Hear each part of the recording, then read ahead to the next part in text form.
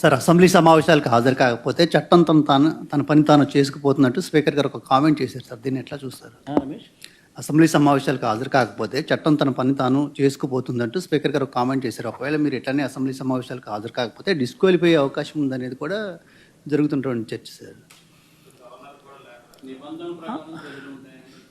అల్టిమేట్గా అదే దుర్గా నేను చెప్పేది. అల్టిమేట్గా తప్పెక్కడ జరుగుతూ ఉంది? నువ్వు అసెంబ్లీ అన్నది ప్రజల గొంతు వినపడకుండా నీ గొంతులు మాత్రమే నువ్వు వినిపించే కార్యక్రమం చేస్తే నీ అసెంబ్లీ సమావేశాలన్నీ ఏం జరుగుతాయి? ఆత్మస్తుతి, పరనింద అంటే జరిగేది. ఆత్మస్తుతి, పరనింద, నీ అబద్ధాలు, నీ మోసాలు, వీటి ప్రొపగేషన్. ఎవడు మాట్లాడేది ఉండదు, ఎవడు అడిగేది ఉండదు, ఎవడు చెప్పేది ఉండదు. అంతా నువ్వే బౌలరు, నువ్వే బ్యాట్స్మెన్ను, నువ్వే వికెట్ కీపరు, నువ్వే ప్లేయరు, నువ్వే కీపరు, నువ్వే ఫీల్డరు. సమస్య ఏముంది? ఇంక అన్నీ నువ్వే. ప్రతిపక్షం అన్నది అసెంబ్లీ జరుపుకోవాలన్నది ప్రభుత్వానికి ఉండాలి. ప్రతిపక్ష వాయిస్ వినిపించాలి, వినబడాలి అని ప్రభుత్వానికి ఉండాలి. వినపడితేనే నేను కరెక్షన్స్ చేసుకుంటాను అన్న ధ్యాస ప్రభుత్వం నడిపే వాళ్ళకు ఉండాలి. ఎప్పుడైనా కూడా ప్రభుత్వం నడిపే వాళ్ళు they should be open to correction. If they are not open to correction then you would never learn the mistakes. విననప్పుడు, కనపడనప్పుడు, వినకూడదు అని అనుకున్నప్పుడు నువ్వు తప్పులు చేస్తూనే పోతావు. That is what you doing.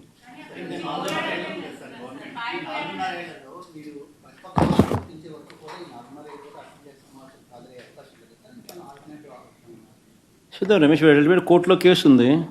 Summons last time స్పీకర్కి సమన్స్ ఇచ్చినారు. స్పీకర్ రిప్లై ఇవ్వలేదు సమన్స్కు. మళ్ళా కోర్టు నిన్న మళ్ళీ సమన్స్ ఇచ్చింది స్పీకర్కు రిప్లై చేయమని చెప్పి సెక్రటరీకి. సో రిప్లై ఇక తప్పదు. రిప్లై ఇచ్చిన తర్వాత అది నిలబడదు. ఎందుకంటే ఉండేది మేము తప్ప ఇంకెవడం లేం ప్రతిపక్షంగా. వేరే ఇంకొక పార్టీ ఎవడన్నా ఉంటే నువ్వు కనీసం వాళ్ళకి ఇస్తున్నాను ఈయనకు బదులు అని చెప్పేదానికి ఇంకొక పార్టీ లేదు అక్కడ. సో ఆటోమేటిక్లీ నీకు ప్రతిపక్ష పార్టీగా గుర్తించాల్సిందే. అది తప్పదు. అది గుర్తించిన తర్వాత న్యాచురలీ ఆ పార్టీకి ఎంతమంది అన్నా ఎమ్మెల్యేలు ఉండని, ఆ గుర్తించిన ఆ పార్టీకి ఒక నాయకుడు అనేవాడు ఉంటాడు. ఆటోమేటిక్లీ ఆ ప్రతిపక్ష పార్టీ ఆటోమేటిక్లీ ఆ నాయకుడిని ఉన్నైతే ఎన్నుకుంటాడో ఆయన ప్రతిపక్ష నాయకుడిగా ఇవ్వాల్సిందే. ఇచ్చినప్పుడు ప్రతిపక్ష నాయకుడిగా నువ్వు ఎప్పుడైతే హోదా ఈక తప్పదు, అలా ఇచ్చినప్పుడు ఆటోమేటిక్లీ మైక్ ఇవ్వాల్సిందే. అధికార పక్షానికి సంబంధించిన ముఖ్యమంత్రికి ఏ లెవెల్లో సమయం వస్తారో మైక్ ఇవ్వడానికి, నెక్స్ట్ సమయం ఇవ్వాల్సింది ప్రతిపక్ష నాయకుడికే. అప్పుడే ఇవన్నీ వినిపించగలుగుతాం. ఇప్పుడు నేను 1:40 సేపు నేను మాట్లాడగలిగాను. ఈ 1:40 సేపు నాకు ఇవ్వకుండా 10 నిమిషాల్లోనే నీ స్పీచ్ నువ్వు ముగించాలి. 175 మందిలో నువ్వు కూడా ఒకడివే. నీకు 174 మందికి సమయం ఇచ్చేది ఏ మాదిరిగా ఇస్తున్నానో నీకు కూడా అంతే సమయం ఇస్తాను అని నీకు కూడా చెప్పి 10 నిమిషాలు నువ్వు ముగించాలని అంటే నువ్వేం చెప్పగలుగుతావు? ఏ రకంగా ఈ సమస్యలన్నీ నువ్వు చూపించగలుగుతావు? ఏ రకంగా నువ్వు ప్రభుత్వాన్ని నిలదీయగలుగుతావు? ఏమీ చేయలేము. అప్పుడు అసెంబ్లీకి నువ్వు పోవడం వల్ల లాభం ఏంది?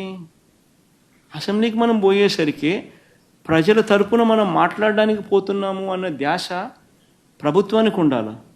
ప్రతిపక్ష నాయకుడు మాట్లాడితేనే కదా ఈ విషయాలన్నీ నాకు ప్రభుత్వం దృష్టికి వస్తాయి, అప్పుడే కదా కరెక్షన్ చేసుకోగలుగుతాము అని ధ్యాస ప్రభుత్వానికి ఉండాలి. అలా మాట్లాడి ఇవ్వాలా. 40% ఓట్ షేర్ వచ్చిన పార్టీ మాది. నీకు నచ్చినా నచ్చకపోయినా 40% ఓట్లు వేసి ప్రజలు మాకు ప్రతిపక్ష హోదా ఇచ్చినారు. సో ప్రతిపక్ష హోదా ఇచ్చిన తర్వాత నువ్వు ప్రతిపక్ష హోదా నువ్వు ఇవ్వనని చెప్పి నువ్వు అండమే ఆశ్చర్యం. అదే రవి, డయేరియా ఘటన జరిగినట్టుగా అందులో ఇంతమంది చనిపోయినట్టుగా నేను చెప్పడమే కాదు, వాళ్ళ పార్టీకి సంబంధించిన వాళ్ళ డిప్యూటీ సీఎం కూడా అక్కడికి వెళ్ళి చెప్పిన తర్వాత కూడా అసెంబ్లీలో ఎవరూ చనిపోలేదు అని చెప్పి ఇంకొక మంత్రి నవ్వుతూ చెప్తున్నాడు అని అంటే, అపహాస్యం చేస్తూ ఉన్నారు అని అంటే దాని అర్థం ఏంది? వాళ్ళే బౌలరు, వాళ్ళే బ్యాట్స్మెన్, వాళ్ళే వికెట్ కీపరు, వాళ్ళే ఫీల్డరు. పరనింద, ఆత్మస్తుతి, ఇవి తప్ప అసెంబ్లీలో ఇంకేం ఉండవు. ఇంకొక వాయిస్ వినపడకూడదు అన్నట్టుగానే జరుగుతూ ఉంది. ఎమ్మెల్యేలు డిస్క్వాలిఫై చేయగలగడం అన్నది వీళ్ళ చేతుల్లో లేదు. నన్నున్నా చేయగలుగుతాను, చేయమను, రమ్మను, రెడీ, రమ్మను.